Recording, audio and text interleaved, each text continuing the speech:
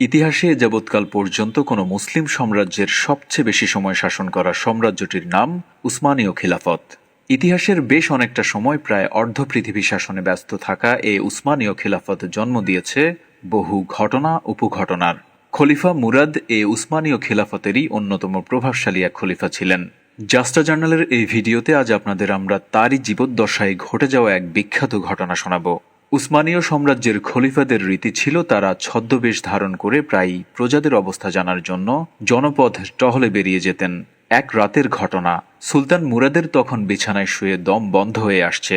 বিছানায় অনেকক্ষণ এপাশ ওপাশ করলেন, কিন্তু কিছুতেই ঘুম আসছে না, অস্থির লাগছে শরীরটা। শেষে ঘুমের বৃথা চেষ্টা রেখে সুলতান মুরাদ তার নিরাপত্তা কর্মীদের ডাক দিয়ে বললেন, চলো কিছু সময় লোকদের ভিড়ে কাটিয়ে আসি। নিরাপত্তা কর্মীরা সহ সকলেই ছদ্মবেশে জনপদে হাঁটতে বেরিয়ে গেলেন। হাঁটতে হাঁটতে তারা এক পর্যায়ে শহরের এক কোনায় পৌঁছে বিস্ময়কর এক ঘটনার সম্মুখীন হলেন। তারা দেখলেন এক ব্যক্তি মাটিতে লুটিয়ে পড়ে আছে। লুটিয়ে পড়া মানুষটিকে লক্ষ্য করে বাদশা মুরাদ ও তার নিরাপত্তা কর্মীরা লোকটিকে নেড়ে দেখে আবিষ্কার করলেন লোকটি ইতিমধ্যেই মারা গিয়েছে। তার চেয়েও অবাক করা বিষয়, লোকটির আশপাশ দিয়ে অনেক লোক আসছে যাচ্ছে, কিন্তু কেউই তাকে ছুঁয়েও দেখছে না।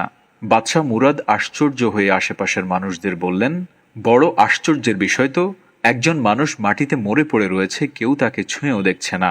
প্রতিউত্তরে রাস্তা দিয়ে যাতায়াত করা মানুষেরা জবাব দিল, এই লোক বড়ই গোনাহগার, একে ধরবেন না। সুলতান মুরাদ তখন তাদের জবাব দিলেন, ভাই, গোনাহগার হলেও সে কি আল্লাহর বান্দা নয়? সে কি আমাদের নবীর উম্মত নয়?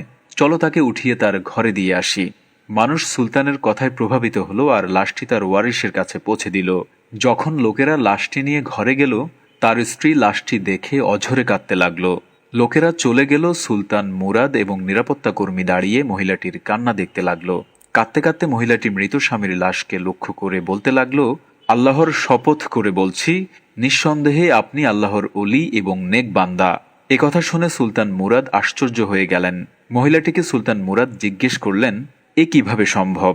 মানুষ তো সাক্ষ্য দিচ্ছে যে লোকটি বড়ই পাপী, এমনকি কেউ এর লাশ পর্যন্ত স্পর্শ করতে চাইছে না।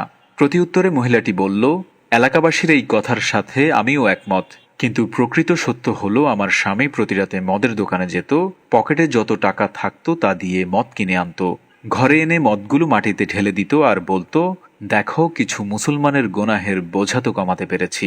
একইভাবে তিনি প্রতি রাতে সরাইখানায় গিয়ে একটি পতিতা নিয়ে আসতেন, আর ওই পতিতাকে এক রাতের উপার্জন দিয়ে কক্ষে বিশ্রামে রাখতেন, আর ওই কক্ষের দরজা বন্ধ করে দিয়ে বলতেন, কেউ যেন তোমার কাছে না আসে।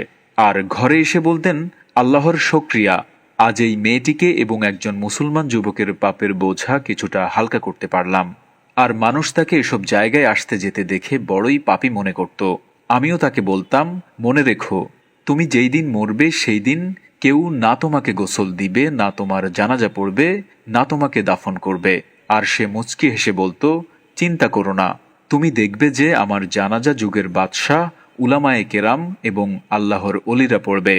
ঘটনা শুনে সুলতান মুরাদ দুই চোখের পানি ছেড়ে দিয়ে বলতে শুরু করলেন, আমিও তো সুলতান মুরাদ, এ সময়ের বাদশাহ। কাল আমি নিজ হাতে তোমার স্বামীকে গোসল দিব, আমিই জানাজা পড়াবো, এর দাফন কার্যও আমি সমাধা করব। সত্যিই পরদিন ওই লোকের জানাজা হয়েছিল তুরস্কের রাজদরবারে সুলতান মুরাদের রাজকীয় মসজিদের মাঠে।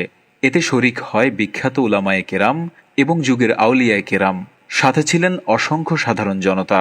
মুসলিমদের স্বর্ণযুগের শাসক ও শাসিতরা এমনই সুন্দর আখলাকধারী ছিল। কালজয়ী এক প্রবাদ মানুষের মুখে মুখে ঘুরে বেড়ায়, যেমন রাজা তেমন প্রজা। কিন্তু আসল জীবনের প্রবাদটা একটু সত্যিকার অর্থে উল্টো। প্রজা যেমন হবে, রাজা ঠিক তেমনই হবে। বর্তমান সময়েও আমরা যদি নিজেদের দুর্নীতি, ঘুষ, চাটুকারিতা থেকে মুক্ত করতে পারি, নিজেদের জীবনকে সত্য, ন্যায়, সদাচার দিয়ে সাজাতে পারি, তবে আমাদের শাসক গোষ্ঠীও সেরকম হবেন। কেননা আজকের শিশুরাই তো আগামী দিনের শাসক।